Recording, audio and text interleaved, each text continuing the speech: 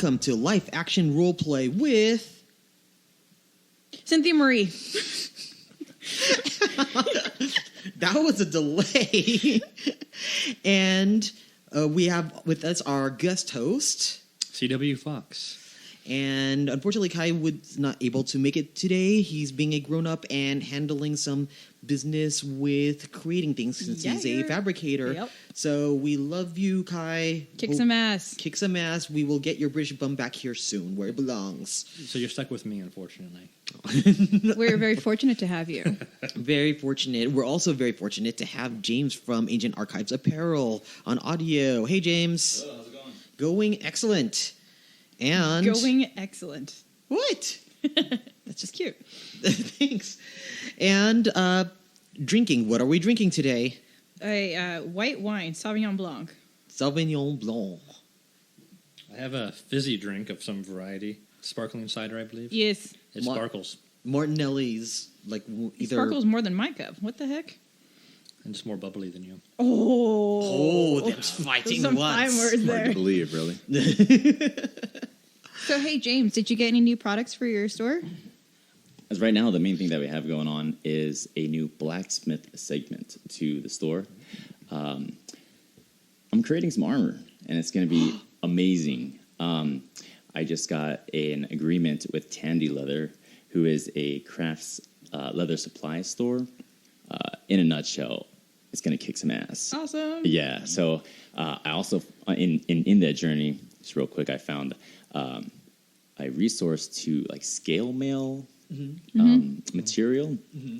The first project is like an angelic type of armor. Awesome. It's going to be pretty great. So I'll update you guys and let you guys know. I'm excited to see it. Yeah. Yes. Again, you can find out Ancient Archives Apparel very, very soon. Yes. All right. Woohoo. Cool.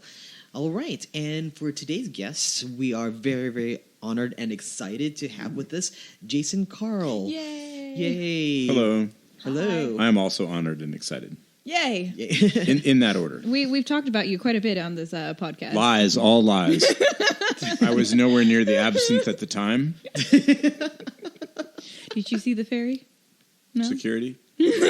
Security? Oh, that's right.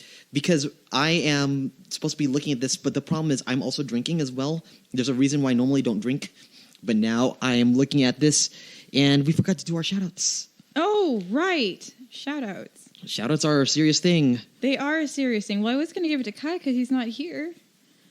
But I'm going to give it to our new LARP storyteller, Eric. He's going to be doing a Requiem game starting in January. And he has been phenomenal. He's been working with all of the different characters, all the players, and working our character sheets. And I'm telling you, like, I have had umpteenth hours of conversation with my character sheet with him. So I can only imagine how many other people he's obviously doing this with. So congratulations, Eric. I can't wait to play your game. It's going to be awesome. Nice. CW. Any shout-outs? Well, since I am supposed to be Kai, I will give my shout-out to Kai. To myself. I'm pretty awesome. I have awesome hats. Wow. I had no idea it was that kind of podcast. Yes, it is. Kai, sorry you couldn't be here, and sorry for stealing your hat at Last Twin Mask. I'm not really sorry about that last thing. It's a pretty epic hat. Hopefully you'll get it back someday. Oh! I need to hear this story later. I unfortunately could not attend the last Twin Mask, but that's because I was helping out on the charity Celebrity Charity 20. It was on Geek and Sundry. We managed to raise $10,000 Right on. Excellent. for charity by doing role-playing on stream. Like, that's a thing. That's awesome. So cool. It was so cool. Great day. Yes. My shout-out is to Satine Phoenix for bringing me on to help with the stage management of all of that. Also getting me onto her show, Sirens of the Realms, along with Fury's Fate. There's a special Emporo crossover, which seems weird because he's not in that area, but things and shenanigans happen, and he's suddenly there, and that was fun. That was for the Christmas special. Awesome. So, yeah, and Jason was one of the storytellers for the CCD 20, probably one of the most popular because just of the amount of money that was raised during his segment. People kept paying $100 to extend that role play every 5 minutes. I think it was because of the dog. Oh God. They ghouled a Pomeranian. Oh, What? yeah. No, they ghouled a Pomeranian. I think people just were really interested to see what would happen to the dog and the gangrel before time was up. Yeah. My God, that I was was interested. so much fun, so hilarious. I didn't know what was going to happen. Every time they put down money to extend it, I had to improv something else because the story was over. So it was Wow. great. It was wonderful. Good job was a doing good that. night. Yeah, Thanks. Good. Yeah, good job. All right, so now that we segued from that to do our shout-outs, like back to Jason. Hi. Hello, Did you Jason. want me to shout something out? Yeah, if you want. Yeah, I'd like to shout out to everybody listening, but also to my colleagues at White Wolf in Stockholm, Sweden, who were really gracious in cutting me loose a little early so I could storytell Vampire at the charity D20 event and be with you all here today. Yay. Thank you, White Wolf. Thank you. All right. So what do you want to talk about, Ryan? Well, actually, for me, I wanted to talk about the fact that you were introduced to this genre by Jason. By this and guy. Yeah, by this guy. This and is so all my fault, folks. It really was. we blame Jason, but yeah. now I want to hear the story. Okay, so we met on the Queen Mary. set, yeah. So I got pulled in by Cypher Art Studios to do By Night Studios. Wow, there's a lot of studios going on here. There's a lot of studios. By Night Studios was a fledgling company, and we were filming a video for our first Kickstarter.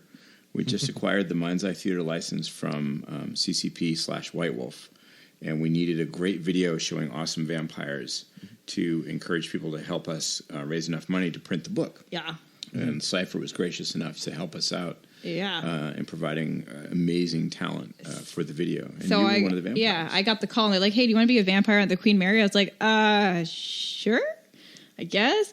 Okay, well, these are the different kinds of vampires you can be, and I was like, this is a lot. Like, I don't know what. And they're like, "You have a business suit, right?" And I'm like, "Yeah." Just put on a business suit. Okay. And yet it worked. Yeah, it did. It did. Actually, the funny thing is that the actual planned outfit that I had, I left it at home. So I had to pull things that I had like in my car, which happened to also be business attire. So it wasn't horribly far off. But at any rate, I got my first splash in Vampire, and Jason and I kept contact afterwards, and he slowly but surely pulled me into the world. It's a pretty remarkable journey for most players, I think. Getting from their very first taste and finding out there's this rich, deep, amazingly complicated story world to explore, and then they get to the point where it's their favorite thing to do. I'd say it was like 3 years after you and I had met that I finally got into an actual LARP. I think so. Because the it was Queen Mary I couldn't do because I got pulled away from business, and then when you guys did Vegas. It was by night. It was Las Vegas by night, actually. We That was took my over the first Palms LARP. Hotel in Las Vegas and filled it full of vampires Yes. and So werewolves. That was amazing. They didn't kill each other? Well, I mean, there were janitorial services, so it didn't really matter. The hotel was very gracious about it. Scraping vampire off the windows at 4 a.m. was great. It was just a thing. But I feel like I got really, really spoiled being that Vegas was my first LARP ever. So now going to any other LARP, not that it's not any more amazing, but having gone to a giant venue for my first one, going to like just an outside park, I'm just like, oh. Yeah, your first LARP sets your tone and your expectation of things. Also, your first LARP trains you how to be a LARPer. Yeah. And so it's very important, that entire first experience, because it really sets what's going to happen in the future. Yeah, that's a great point, because when I did Vegas, Jason set me up with a mentor, Shane at the time, who walked me around. Probably not the best mentor ever, but at any rate, he was able to walk me around and kind of give me show me the ropes while doing all the things. And my first LARP with One World by Night, I was just like thrown at the end of the pool and hope that I swam. Do you remember what character you played in Vegas? Yeah. Elena, she was my La Sombra. Apparently, I was very scary La Sombra. You were terrifying. La Sombra and Titribu were fairly rare at the time, and we were playing a La Sombra and Titribu family. We were a whole lineage. Nice. That was a very small number of us, and we were just the creepiest things ever. It was awesome. But I think that no one could tell that you were brand new. Oh, thank God, because No. I was terrified. No, you were great. You were running half the game by the end of it. Yeah. Well, I started. So the funny thing is that it was a giant club, right? So there's an outside area and there's an inside, and so a It lot was of the LARP. The Rain nightclub in the Palms Hotel. We Yeah. took over the whole entire nightclub, which is awesome because the ceiling is retractable, and so it opened to the Las Vegas night sky. Oh, so you have 300 vampires, Wow. all dressed to the nines under the desert sky at night in Las Vegas. It was deeply immersive. It was beautiful, but I spent probably the first hour of the game outside, not talking really to anyone because I was just like, I don't know what to do. Like, what's going on? And I immediately had like La Sombra like trying to figure out who I was and why I was there, and I was just like, oh, I'm his granddaughter, and Shane's like, don't call me that. And I was like, oh, but Granddad, you don't like that? He got so angry. That's a great moment. But by the end of the night, I was jumping in, and I remember the Giovanni were sitting upstairs, and like nobody can go up and see the Giovanni unless you were one of them. And by the end of the night, I like broke through the security.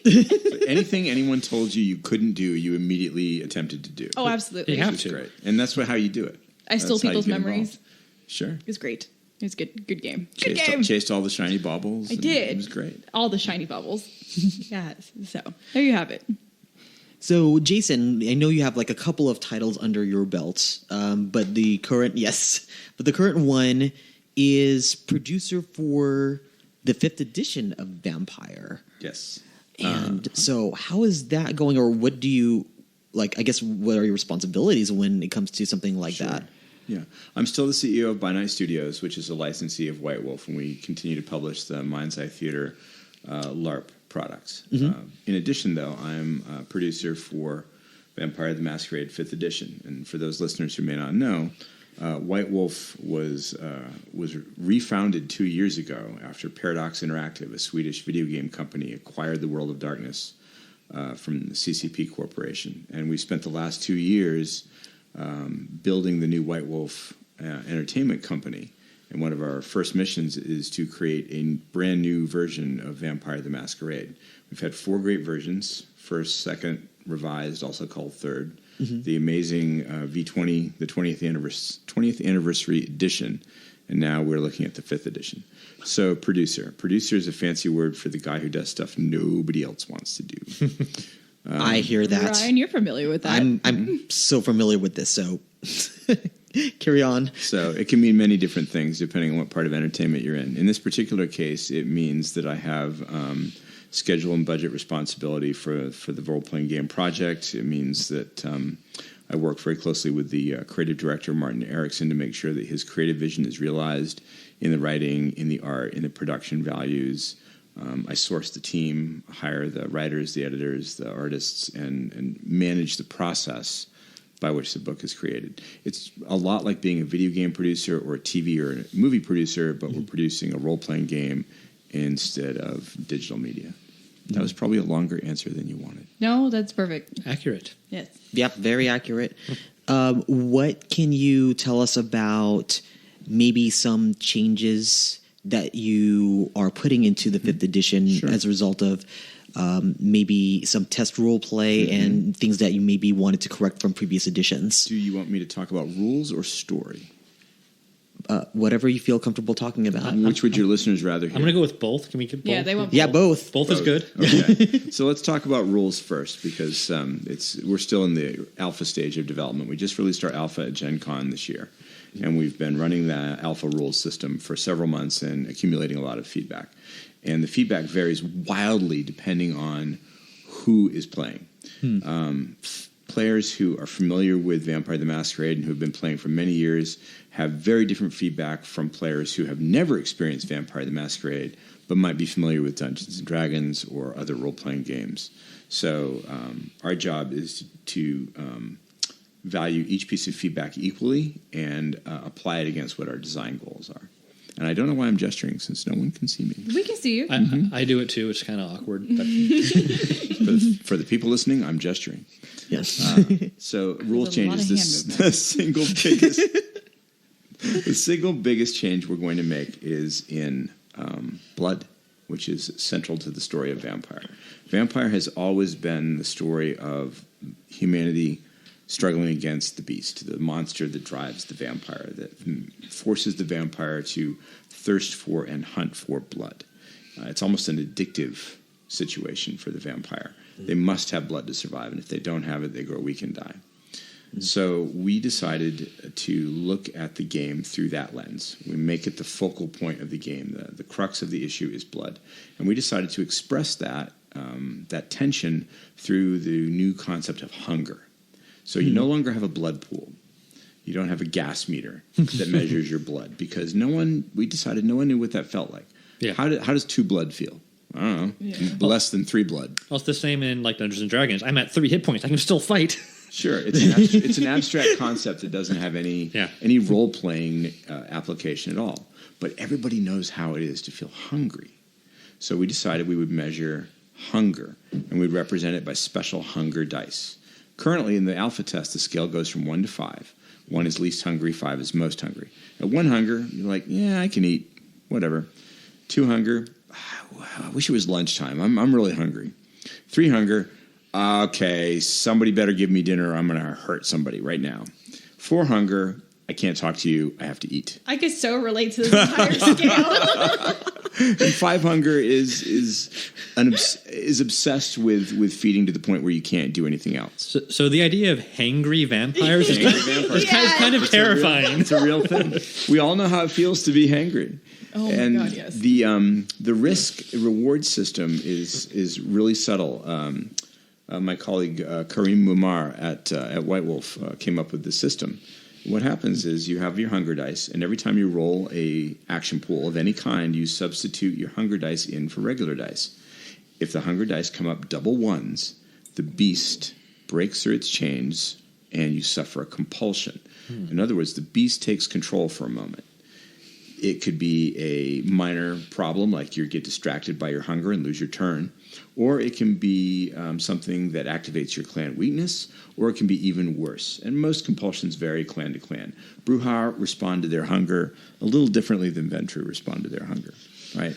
So that's the core change in the system, and everything revolves around that. The rest of it is going to be very familiar to longtime fans. There's going to be abilities and skills and disciplines and backgrounds and merits and flaws. But we will scale all this down so it's light and streamlined and fast to play, easy to learn, and quick to teach. I rather like the change to the blood pool versus hunger system because it's a system that has mechanical benefits but encourages role play as a result of it. Oh, sure. The risk and reward is real. Every time you make a roll, you have to decide, is it really worth it? Because if my roll goes awry, the beast could escape, and I might do terrible things. You say that you substitute hunger dice. How would that translate into LARP? So that's a really good question, and we don't have a good answer yet because we're going to finish the design on the tabletop first. But if I had to do it right now, I would probably use some kind of merit-based scale, in which we take the blood pool out and we represent hunger abstractly through some sort of merit system. Okay. Yeah. Right on. I'd like to see how that transpires into LARP, because I too. relate way more to the whole hunger thing than the blood pool.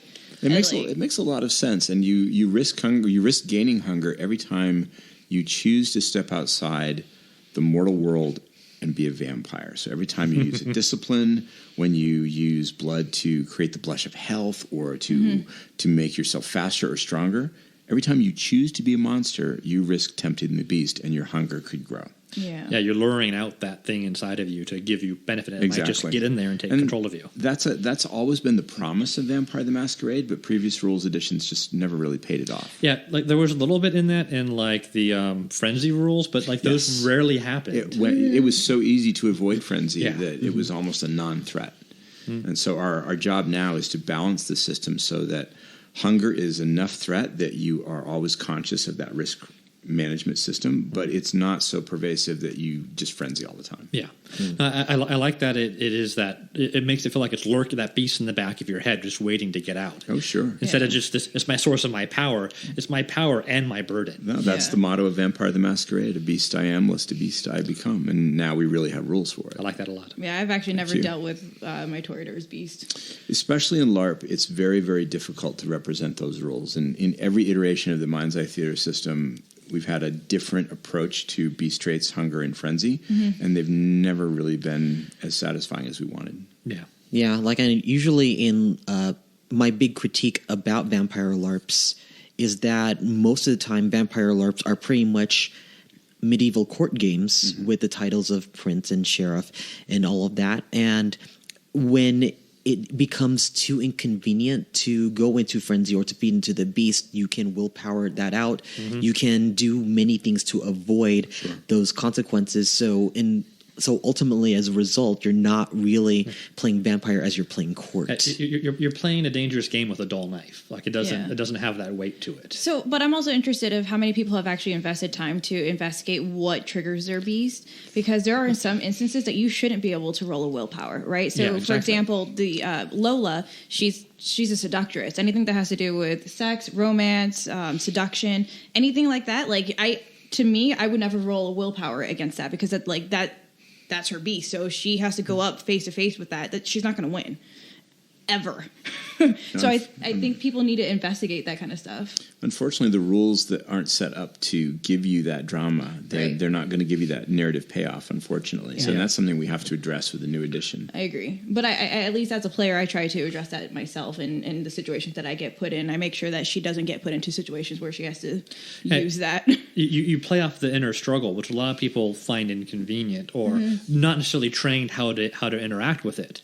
So anything you can do from a game mastering standpoint or rule standpoint to framework that inner struggle is valuable, I think. I agree with you. I think it's also important to remember that players play these games for different reasons. Yes. Not everyone wants to play that inner struggle of beast versus humanity, or even the court game. They want to play a very personal storyline, or they want to play competitively, and it becomes a kind of a nerd football situation. So may I ask storytellers, do you guys ask your players what their goal and intent is with their character, so that you can play off of the goals that they would want? So one of the things when I make characters, to help people make characters for my game or otherwise, I've referenced this several times on the show, is my list of 100+ questions. The first set of those are 4 questions that are meta, out of character questions. And the 2 most important ones are, what kind of style do you want to play?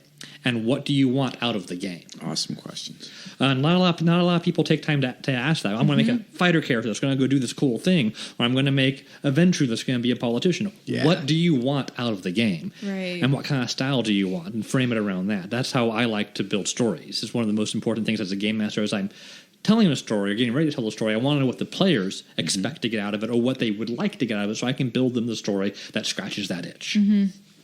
I think I agree with you completely. One of the big differences, and many people would think advantages of LARP over tabletop, is that LARP is very immediate and highly personal in a way that tabletop isn't always necessarily. So when I start a game, whether it's a LARP or a tabletop, we start with what I call session 0.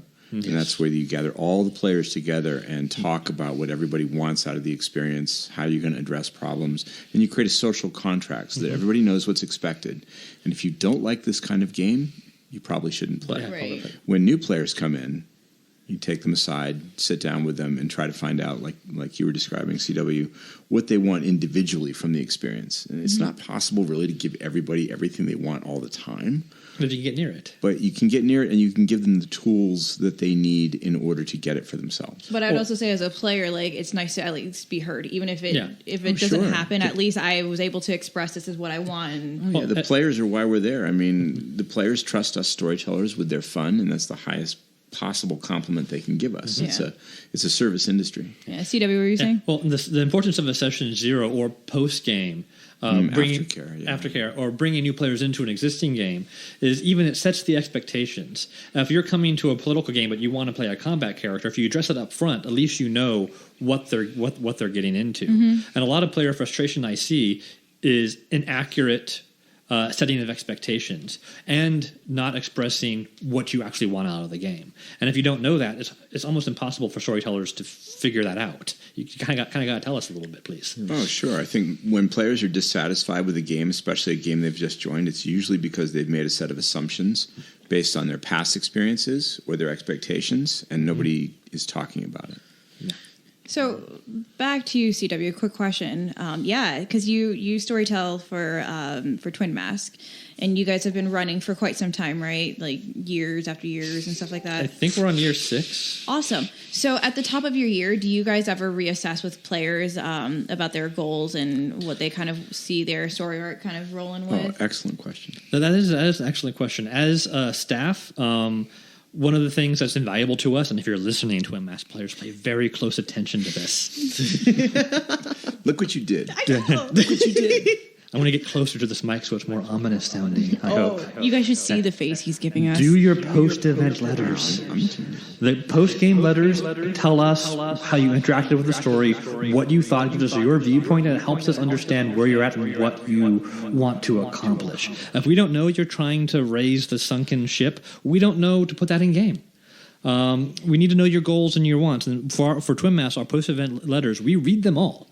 And we try to incorporate them into the game, at least to be aware of it. One of the things we do, we don't do like a yearly revision, but we do try to set the tone and expectations of the game before every game with our listen up.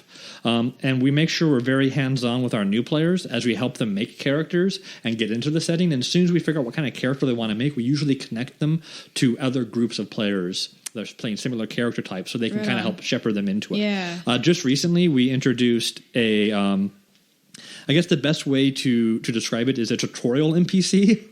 An NPC that's designed specifically to interact with new players to help them get their feet wet. Oh, that's brilliant. To help them generate their own story. Because you see it in any game. The new players sit in the corner looking for an opportunity. Smiling Jack in Vampire Bloodlines, right? Yeah, exactly. Leads you through your neonate night. Mm-hmm. And with Twin Mask, we built some really special mechanics. As in Twin Mask, you start off dead and you come back to life. You're like somebody that had an unfinished business and now you're back to life. So we were able to work this tutorial character into that coming back to life step in a really interesting way, which is kind of hard to do for most games without being very meta about it. It's this guy that helps you do things because you're new. Like that's really... There's a special kind of meta disbelief there for it. But if you work in this really well, yeah, we really like to try to find ways to both set expectations before the game starts and to help players find their place out inside the game. That's amazing. That sounds fantastic. I think there are a lot of Vampire games who could benefit from that technique. So I'm going to steal it. Please. Thanks.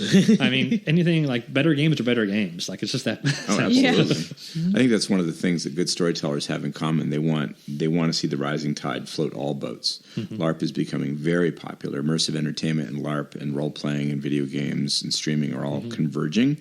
And we can all help each other now more than we ever could before. Okay, so he just raised a point, and I totally I'm sorry if I'm taking over. Hijack podcast. But Security. It's a point that Ryan, Kai, and I have actually been going back and forth on the difference between immersive events, experiences versus LARP. Sure. Are immersive? And I think you put this on your Facebook, right? Are immersive events considered LARP? Yes, like I think there was a variation of immersive events, like being at Universal. At Hogwarts, is that considered a LARP? But also reenactments, like historical reenactments, even though you are playing characters that have already a predetermined end, is that considered a LARP? So I would venture to say real quick, let's define what an immersive experience is, right? So Harry Potter going to Universal is a little bit of a different experience rather than going to a historical event, much like Tumbleweed we had a couple months ago, I think in October. Tumbleweed, if for those of you who are not in Southern California, is a Western, kind of like a Renaissance fair, really? but it's all Western. Can so I you miss have this? It's awesome. It's a really small one, but it's like go. Yeah. So we I had love the Wild characters West. of Jesse James going around in there. Yeah. I didn't get to go, unfortunately. I totally missed this. It's really awesome. This is so unfair. Historical events, such as that Tumbleweed or the Dickens Fair, where you do have characters roaming around, I demand an versus invitation. Harry Potter Universal, where the actors are paid to give you this immersive experience. How do you define immersive experience? Well, I guess to define immersive experience, I go with how I define LARP. Okay. And yeah, that's going back into like the big foundation of things. So I keep in mind, like when I went to Berkeley, we studied narrative theory, and my professor at the time said that all plot is either positive or negative plot, meaning that positive plot means you're going to get the treasure. Negative plot means your sister has been kidnapped and now you're going to get her back. So the idea behind that is that all plot is someone is in pursuit of something in order to gain something or to recover something they have lost. And all plot is based off of that. With LARP, I kind of see LARP as at least two people agree that they are different people than the people they are now, and they are in a setting that is different than wherever setting that they are realistically. So if Sin, you and I, agree that you are the princess and I am a knight, and we are in a castle, even though you are Sin and I am Ryan, and we are in your living room, that is a LARP. Okay. Do you guys have different definitions? I'm seeing different faces here. I'm thinking. I think we're both thinking. I think we're thinking. So you could see all the clockworks happening. So let me say this about that. I don't disagree with you at all.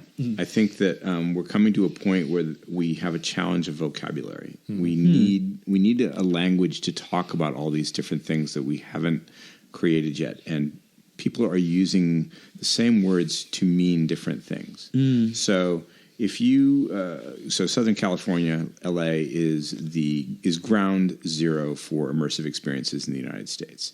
And if you were to ask people who stage immersive experiences, are you a LARP? They would say, hell no. Yeah. But if you compare the characteristics of an immersive experience like the Lust experience or Sleep No More with a LARP, it's a LARP. It's a LARP. As we understand a LARP to be. So we're all struggling with this language framework, not unlike what happened when the movies became more popular or video games became popular. No one knew how to talk about these things yet. And until the vocabulary kind of settles into place, I think we're all going to run around arguing about what is LARP. So I'm going to accept your definition, but I think it is one of many kinds of immersive experience under a really big umbrella. And it's going to get muddied really fast with the introduction of augmented reality, virtual reality, and huge commercial enterprises like the Disney Star Wars Hotel. There's no way that's not a LARP. Yeah. But they'll never use that word. I will throw a monkey wrench into all of this. So Comic-Con, I know. First right? you ask a terrible question, and now a monkey wrench? Another monkey wrench, yeah. So I appreciate your definition of it, and I'm going to play a little bit of devil's advocate here. So in Comic-Con, they are known for these new immersive experiences, right? So I'm going to bring... Sure, like Westworld. Exactly. So I'm going to bring up It, Westworld's because that was like probably the biggest immersive experience. In fact, I think... It just got taken down, but in LA they had like the entire house and stuff like that. So, in my opinion, I'm going to go a little bit different than you. I don't believe that the immersive experiences that our entertainment world believes in is LARP, right? Because by your definition, it sounded like it's somebody accepting the reality that you're in. You're saying yes and, correct? So if you were to go up to an actor in this immersive experience, say It, and say, hi, I'm one of the children in this world, they're going to be like, no. Oh, because there's no agency for you. Exactly. Yeah, that's actually a very good point. Exactly. That is an excellent point. Player agency is critical. Maybe LARP is defined by agency rather than simulation. And there you have it. So going back to your Westworld reference, in the actual show Westworld, they're LARPing. It's a very... they're absolutely LARPing. It's a super LARP. But when you participate in the studio-produced Westworld immersive experience, you are not LARPing because you have no agency. Exactly. Correct. But when you go to Universal, all of those castmates... I'm going to use Disney words. Castmates. They do the yes and, right? So if you go up and say, I'm a student, well, what school are you? Or, what house are you in? And they continue to go on. So it's LARP light in Universal, but in the experiences of Comic-Con where they're just simply showing you the world, I don't think those immersive experiences are necessarily LARP. Sleep No More is an interesting hybrid. But it's not really a LARP. It's not a LARP. You're allowed to say yes and, but you're not actually changing the outcome of the story. You really can't affect the storyline. Lady Macbeth is going to suffer a terrible fate no matter what you do. Exactly. So I think there's different levels between the difference of that's a really immersive excellent experience point. and LARP. Yeah, that was an excellent point. And as a LARPer, like I've seen those immersive experiences. I've been to them with other LARPers, and they're kind of frustrating for us. It's just like, Right? But I have dominated. I don't understand. I don't get it. I don't Do understand. you not see me? It's like, why is that not my lightsaber? I don't get it. We could totally make this thing better. Okay, well, the whole lightsaber thing is really sad when you go to Disneyland and they have the Jedi Academy and like you're like, I want to go. No, it's only for 5-year-olds and under. You're like, no. The Star Wars Hotel will take care of this for you. Thank you. Everything I read about that is just amazing how they're converging all these different streams of creativity. Yeah, I'm real excited about that. And I don't think it's going to be long before we see similar experiences for other franchises. yeah, definitely. Although, side note, was not terribly happy with the Last Jedi. Just saying. I haven't seen it. I'll be seeing it later today. Enjoy. I have mixed feelings. Yeah, I saw it. it's a cool movie on its own, but like there's. Sorry, guys, I'm not going to go into that. Going back to Jason's point, it's people want to be involved in the franchises they're fans of. Sure. And it's only going to grow. Like if you were to release a Westworld interactive experience or a Game of Thrones. Game of Thrones. Exactly what I was thinking. Yeah. It's like, why can't I go to Westeros for the weekend? Yeah, that would be amazing. The only reason you can't is because they simply don't have time to get it done. Yeah. Mm-hmm. Yeah, but like those things, like those are great franchise opportunities for the great next steps. And even beyond that, in the next 10, 20 years, we can see a shift to more and more interactive entertainment things. Instead of watching the show, you might actually be in the shows. Augmented reality gets better and better. I got a chance to play virtual reality Skyrim before I left Sweden, and it was astonishing. You wear the headset and you enter the world, and you are there. You are swinging the sword and drinking the potions and stealing the stuff, picking the locks. And it takes about 5 minutes before you believe completely in the reality of it. And that's a fairly unsophisticated VR situation. Yeah. In 5-10 years, it's going to be the holodeck. Well, I like that the suspension of disbelief happens within that 5 minutes. It's so quick. Well, with LARP, usually you need a couple hours ramp up into the game before you can get into it. The suspension of disbelief is harder in a LARP. Oh yeah, I think, especially with the Forsooth. It's on fire. No, it's not. You got to exercise your imagination. One of the things we do in Twin Mask is we try to avoid the exonerous Forsooths and try to fizz rep as many things as possible. Wait, people actually have problems with this? They do, yeah. actually. Well, you don't want to set things actually on fire. No, peace, but like, I guess I just have a crazy imagination. Like, I see all the things. Oh, there's a huge gap in expectation between American LARP experience and European LARP. Mm-hmm. In many European LARPs, not all by any means, but in many, particularly in the Nordic countries, everything that is in the LARP must be fizz-repped or it isn't real. You can't say, and there's a fire over there. There has to be a fire. If there is no actual fire, then there is no fire in the game. Mm-hmm.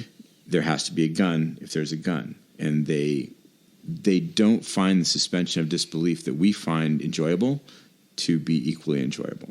To them, if it's not an actual simulation of the world, it's not fun. It's so different. But there's a higher degree of trust between player and storyteller and player in those experiences because there has to be. Yeah.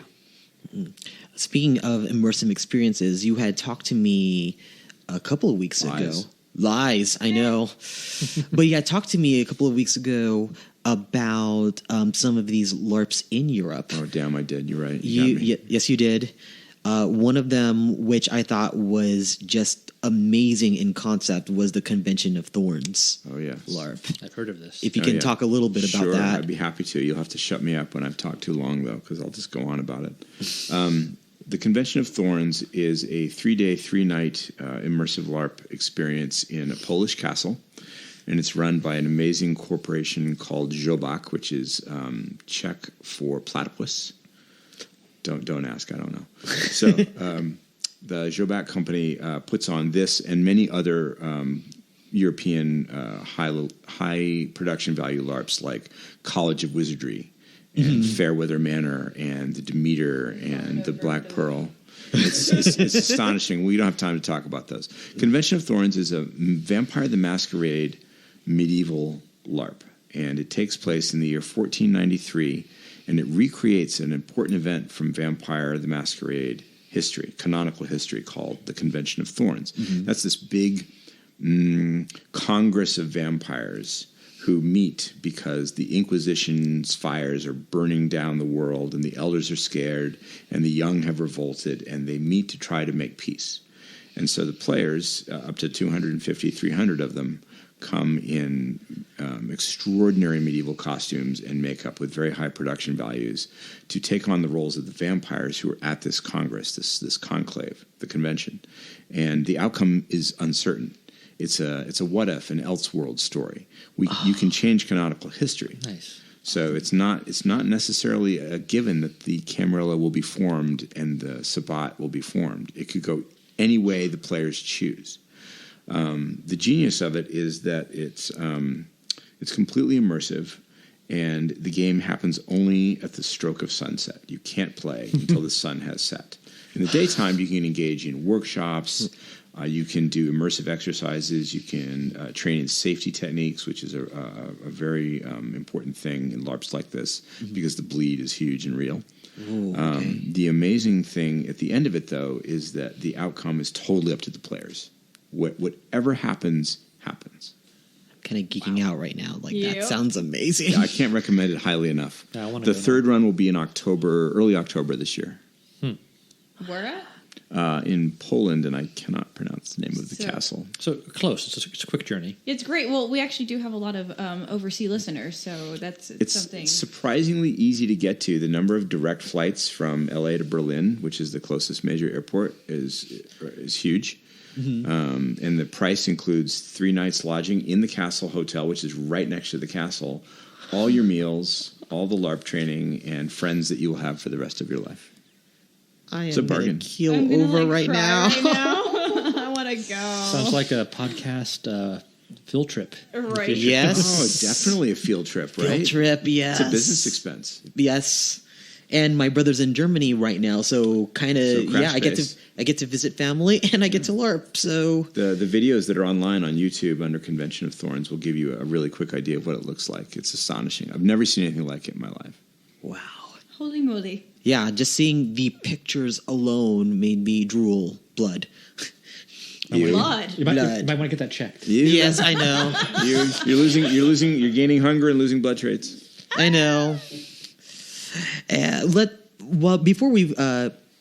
Before I forget, we did put out questions to the audience, our podcast audience, that we would love for you to answer. So yeah, he's making a face. Sure. All right. How bad can it be? They might not be true answers, though. I guarantee nothing. All right. So we have a question from Angela Bassett, who's been on our podcast before. Yay. Hey, Angela. I'm curious if White Wolf LARPs will ever consider using LARP weapons in their games. Oh, good question. I think she's referring to the rules in Mind's Eye Theater products that have been around for a couple of decades that refer to no weapons, no touching, no stunts, that sort of thing. And the answer is yes. There are many different kinds of official White Wolf LARPs. White Wolf is, at its heart, a licensing company, and we have many partners who produce LARPs of many different kinds. I was at the World of Darkness Berlin convention, the fan convention, in May this year, and we had 2 amazing LARPs. We had End of the Line and Enlightenment in Blood. Enlightenment in Blood told the story of the fall of the Camarilla in Berlin and its changeover into the control of the Anarchs, which is now part of Vampire 5th Edition canon on the basis of the LARP. And Wow. there were props there as well. Convention of Thorns allows safe props. Characters wear swords and shields and armor.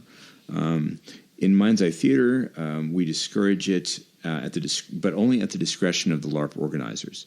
Everybody should check the safety rules and regulations of wherever they're holding the LARP, determine if it's safe, and if it seems safe and you have the insurance liability coverage that you need, there's no reason why you can't use props. Good. We have a question from Omar Ismail. What game systems did you grow up on, and what mechanics did you like out of those systems? Cops and robbers, mostly, that sort of thing. That's like the earliest LARP. Everybody knows what LARP is because we all played them as children. Every time you played with dolls, action figures, Lego play sets, cops and robbers, any kind of imaginative activity that involves stepping outside of the mundane world, that was LARP. Or a kind of LARP in a way. So we all know what it is. And so early games like that were, of course, impactful. But the first role-playing game I played was Dungeons & Dragons, of course. That reminds me of when I was growing up. What edition? AD&D. Ah. Yeah, and we had no idea what we were doing. Oh, nobody did. It was awesome. What were you saying, Cynthia, about growing up? No, it reminds me of when I was growing up in the play yard. We used to play Street Fighter.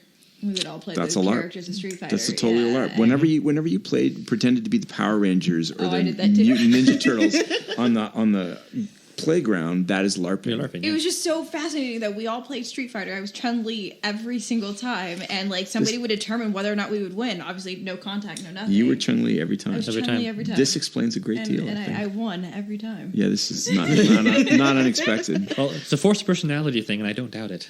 Well, you know. That's the great thing about role-playing games is that stories are the basis of human communication. That's how we talk to each other. When you come home and say, "Hi, how was your day?" Well, let me tell you what happened. That's a story. When you have to explain a problem to your boss that needs solving, that's a story. These are the building blocks of our existence, and LARP just uses what we already do. You'd be surprised though. A lot of people actually are really terrible at storytelling. Like I've seen it with engineers who like explain the problem to the boss, and they're just like, you just need to find the story they're comfortable in. Exactly, but they don't know how to give the beginning problem solution sort of a deal. It's a very fascinating psychological thing that they have no idea how to do. It's so weird being in development because a lot of dealing with funders and people with a lot of money, it's not really so much how cost efficient is it to get a product out there. Most of the time, if you want to convince someone with a lot of money to invest in your product, you have to tell them a really good story. Yep. Oh yeah. A story that drives their imagination, and that's usually the key. More so than looking at the facts and figures. If you can form an emotional connection and emotional response, you're more likely to get an outcome out of it. We're all emotional creatures at our heart. Yep. I think one of the things that impressed me about Cynthia's first LARP in Las Vegas was her ability to weave those stories into her character's actions improvisationally. You were lying your ass off.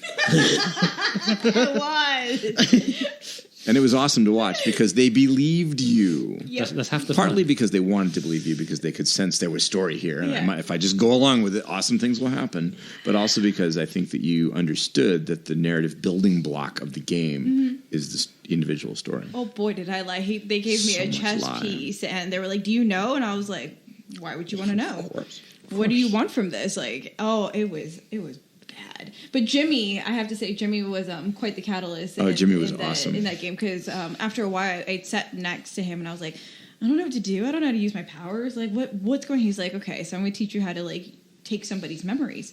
So sure enough, a Carpathian who needed the chess piece that I had in my hand. And by the way, I had the chess piece for like 45 minutes to an hour. And I was like literally like waving it in my hand in front of all the clans that like absolutely needed it. So They were all scared of you. They didn't want to come near the La Sombra. We see who you hang out with. Forget it. You can keep the chess piece. It could have been worse. It could have been Zamitsi. Oh God, that's what the Carpathians are. It's the old clan. Fair enough. Terrifying creatures. So Carpathian came up to me and I looked at Jimmy and I was like, really? He's like, yeah, do it. And I was like, so what's your fondest mortal memory? And he goes on in this beautiful story. And at first he like, goes out of character. He's like, do you want like the story? And I was like, yeah, sure, no problem. Beautiful long story of his love that he's cherished and blah, blah, blah. And I looked at Jimmy and I'm like, oh no, do I have to do this? And he's like, do it. And I was like, what's the power again? It's forgetful mind. Forgetful mind. And I took Dominate. his memory, and I'm pretty okay with throwing chops, and I had done it quite well, and well, he was mad at me. Player was displeased. Well done. Thank you. That was my first time ever. For our audience who does, I cannot even speak because of wine. I want to say to our audience that Sin is holding a glass that says "Queen of Everything," from which she is drinking.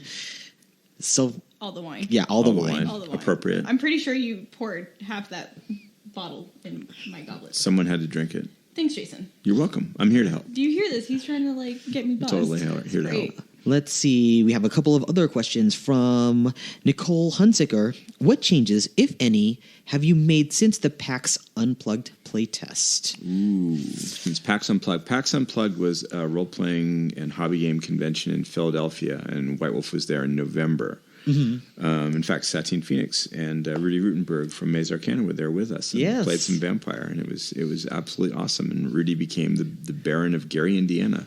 You should ask him about that next time you see him. Okay. I'm laughing only because of the game that you ran for us. The changes that we've made must remain secret until we reveal them in the new year, unfortunately. But we have made them mechanically and story-wise. The biggest changes will probably be to the combat system. There's some pieces that players recommended we look at again, like initiative. We went with the classic initiative system, which has players with the lowest speed score or lowest initiative declaring first and going last. And it's very dramatic, but it's also very slow. So we're going to take a look at that. We're going to take a look at non-combat applications for skills, and we're going to take a look at humanity, a long, close, hard look at humanity. And our final question, which seems to be related to this question, from Nathan Pops. After looking over, trying the alpha, and seeing some of the changes, what is the reason for expanding the combat system, i.e. the health tracks and damage increase, and change to skills having less non-combat application mechanics and more discipline relation? In previous games, it seemed to be a fairly even divide 2nd ed and 20th, but it seems heavily one-sided currently. I think that's a completely fair question, and he's not wrong. The important thing to remember is this is an alpha rule set. It's designed to test certain things and not others. It's really designed to test the hunger system and not combat. So we went very, very light on the combat system, just enough to make the scenario work so that we could put the hunger system through its paces. And when we do the next iteration of the playtest, you'll see a system that I think is much more balanced and addresses those non-combat situations that you're talking about. All right. It looks like that's all the time we have for right now. Thank you so much for joining us. We're throwing chops right now. What? Why are we throwing chops? I'm very bad at throwing chops, by the way, just Social so you challenge. know. Seriously? Yeah. What? Yeah, no, that's why I play social characters more often and try to talk my way through problems in Vampire, because I'll mess up invariably any time. Noted. So if I ever need a challenge against a storyteller, I'm going against you. I will run away. Fair escape is perfectly viable. I will throw a smoke bomb and gone. Jason, where can people find you on social medias? Wow. If they really want to, I'm pretty easy to stalk. I use the same handle everywhere I go, whether it's Facebook, Twitter, or Instagram, and the handle is Vampires and Vino. That's the word vampires, the letter N, and vino, because two of my passions are vampires and wine. In fact, my Instagram is nothing but pictures of vampire books and wine. It's actually pretty great. You should check it out. It's brilliant. Thank you. Yes. Paul, where can people find you on social medias? Again, so I'm going to make it easy. Just go to cwfox.com. Everything is there. Also, read a blog, genius. leave a comment. Comments are gold. I like them. Sin. Instagram, Cynthia_Marie has all my dance pictures and some LARP stuff in there. Right. James. We are now spread to multiple platforms, but mainly you can find what we have at ancientarchivesapparel.com, Instagram, Ancient Archives Apparel, and, of course, the Facebook, Ancient Archives Apparel. All right. And you can find me on Facebook and Instagram under Ryan Omega. And on Twitter, it's Ryan OMGA. And you can catch me on the show, show Fury's Fate on Wednesdays on the D&D Twitch channel. And I'm going to be making a special guest appearance on Satine Phoenix's show, Sirens of the Realms. As the same character, there are reasons why he is there, but it was a lot of fun to record with some seriously talented ladies for that show. All right. That's all the time we have for today. Thank you so much for joining us. If you like what we do, subscribe. We're on Facebook. We also have We're also on iTunes, and if you want more in-depth discussion, you can find us on Life Action Roleplay Hype, which is our Facebook group. We also have an upcoming surprise for you that will be more present once we turn 2018. 2018, totally. 2018. We'll debut some stuff. All right. Until next time. Bye. Guys. Bye.